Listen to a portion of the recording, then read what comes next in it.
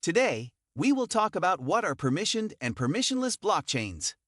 Permissionless blockchains are open to anyone to use. You can even participate in their consensus mechanisms, given that you meet specific requirements.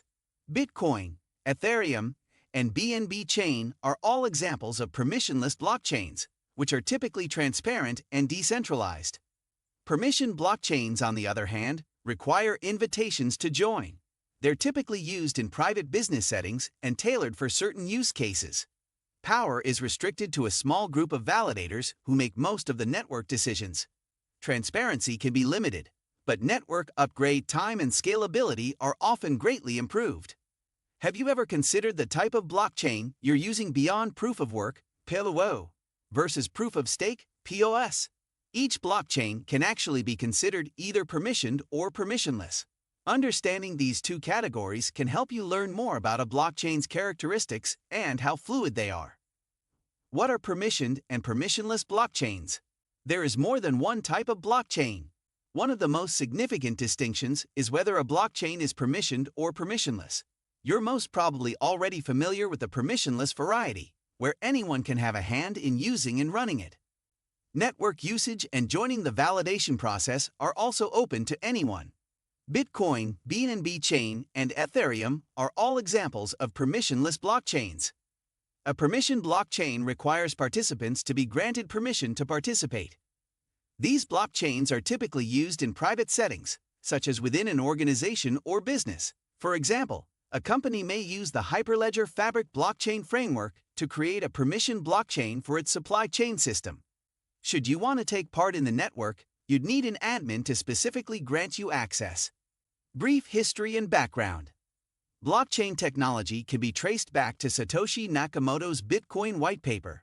The technology presented in the white paper is a permissionless blockchain where unaligned users generate consensus. This permissionless trend has continued as Bitcoin's model has influenced multiple blockchain generations. The values and ethos of Bitcoin and its descendants are suited to public permissionless blockchains. Blockchain's characteristics have also proven attractive to private applications. Its immutability, transparency, in some aspects, and security have created a desire for blockchains that offer a more permission experience. To fulfill this desire, blockchain developers have created permission frameworks or custom blockchains for third-party use. As previously mentioned, Hyperledger Fabric is one such framework. Quorum, Multichain, and Ethereum Geth also provide private structures for enterprise needs. Key characteristics. The characteristics below don't always apply to every permission or permissionless blockchain. However, in general, you'll find most of them fit the archetypes presented. Pros and cons. Permissionless blockchains. Benefits. Decentralization potential. Not every permissionless blockchain is decentralized, but they typically have the potential to be highly decentralized. Anyone can participate in the consensus mechanism or use a permissionless network should they wish and have the resources to do so. Group consensus. Users can actively participate in and decide on network changes. Validators and network users can also vote with their feet, and unpopular changes can lead to forked versions of a network. Ease of access. Anyone can create a wallet and join a permissionless network, as these networks are easily accessible and have relatively low barriers to entry. Permissionless blockchain. Drawbacks.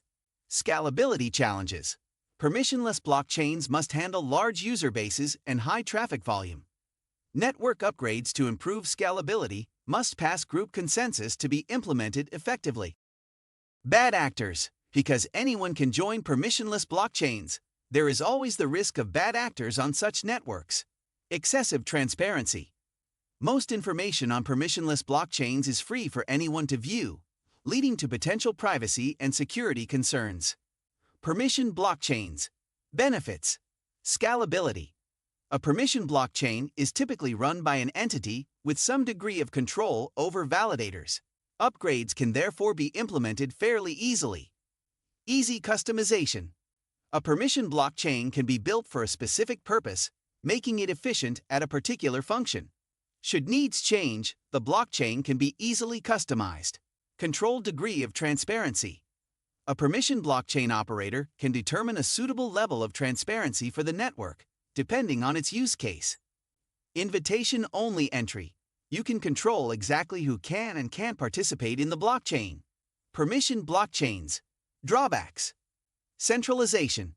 Power is likely controlled by a central entity or a small group of validators chosen by the blockchain's owner. This means that network decisions probably won't include all stakeholders. Vulnerability to attacks. Permissioned blockchains typically have fewer validators, making their consensus mechanism less resistant to attacks. Censorship risk. Network collusion or updates introduced by the blockchain operator presents the risk of censorship.